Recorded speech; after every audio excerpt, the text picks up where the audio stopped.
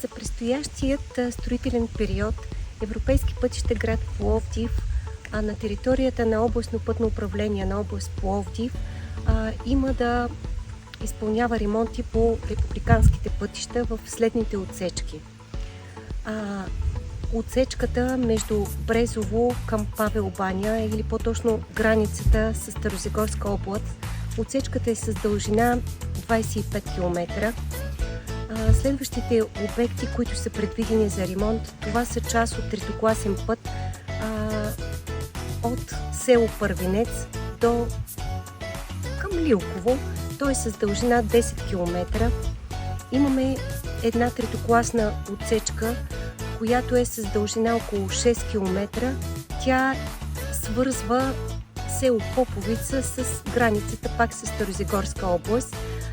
По-голям километраж, около 20 км, предстои да бъде изпълнен ремонт на третокласен път между Пещера и град Пловдив.